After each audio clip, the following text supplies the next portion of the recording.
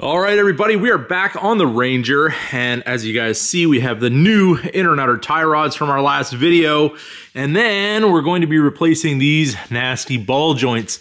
You see on the inside, our boot is open, and you can see rust and all kinds of things coming out of there, so they need to be replaced. So what I have here at the top is my little 1/4 ton come along, which is pretty handy. There's a couple different ways you can do this.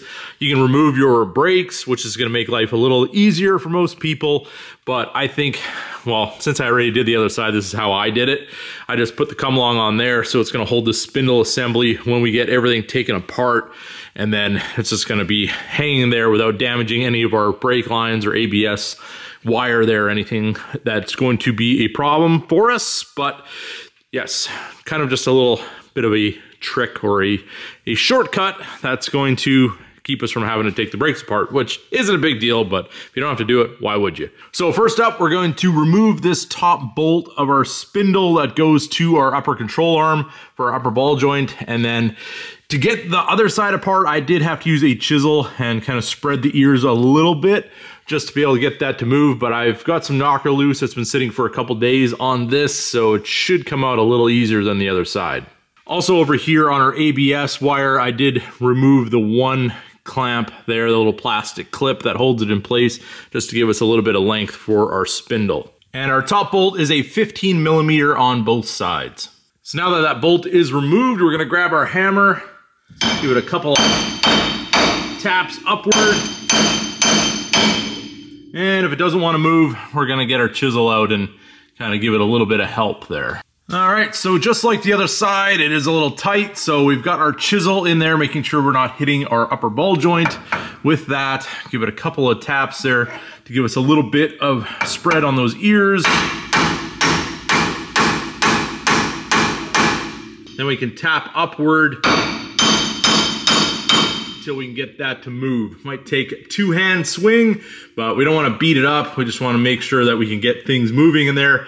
Might need to tap a little bit more on our chisel and just kind of work that until we can get it removed. And after a few good hits with the hammer, you can see it's starting to move.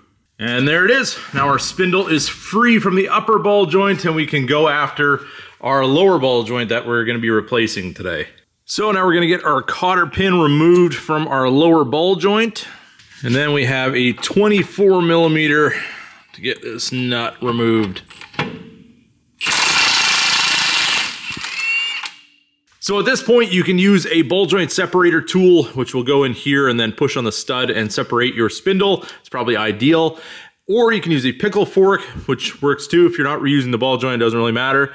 And if you destroy any bit of the boot or anything like that, which tends to happen with those, that is couple ways to do it, or you can use what most people have, and that's the good old swinging press. So a couple hits later, and our spindle is free. Our come along is holding it well.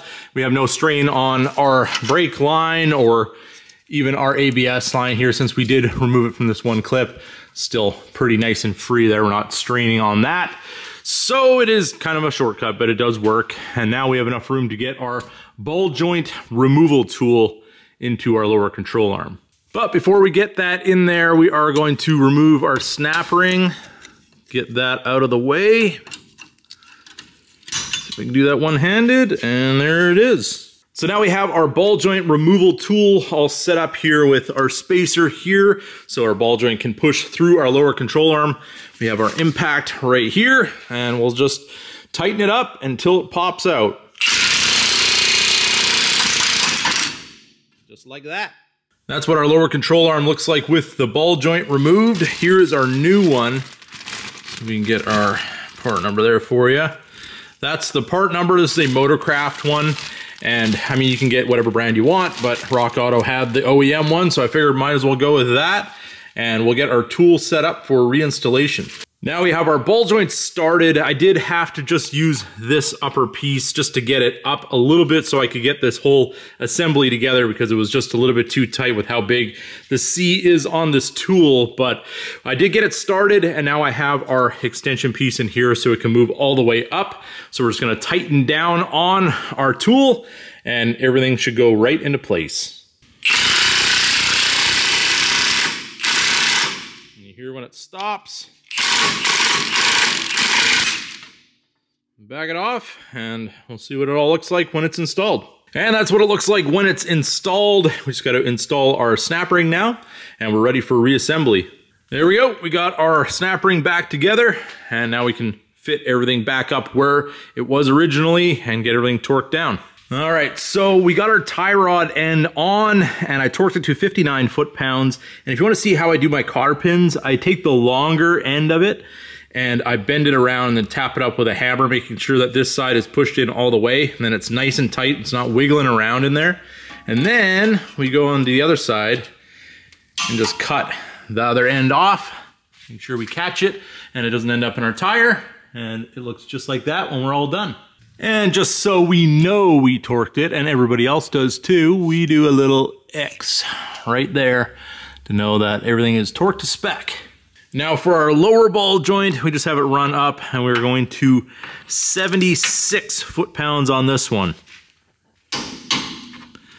And then you check to see if you're lined up, and on this one we are, but I go a little tiny bit tighter if I have to, just in case it doesn't line up with your cotter pin hole, but sometimes you do get lucky. And there we go. We got everything torqued up, new cotter pins and everything. Don't reuse your cotter pins. And even our top bolt here I have torqued. This one was 46 foot-pounds and we have everything done the same on the other side. So if you guys watched the previous video where we did the inner tie rods, this is just kind of the continuation of that, where now we have new ball joints on both sides of the shop truck and everything is looking really, really nice. Now we just got to put a little bit of grease in our outer tie rod and make sure that it's nice and straight before we tighten up our jam nut. That's just kind of a continuation from our other video, and we got to put this wire back up where it belongs, up into its little retainer there. But other than that, we are good to go. We're just gonna need to get an alignment done on the truck now. We did get it really close, but it's always good to get an alignment done when you replace your steering components. Make sure everything's gonna wear evenly with your tires. And there we have it. The Ranger is back together. So there it is, everybody. Our lower ball joints are installed on the little Ranger. Hope you guys enjoyed this video. If you did, don't forget to give it a big thumbs up. If you're new to the channel, hit that subscribe button. And as always, keep that hammer down.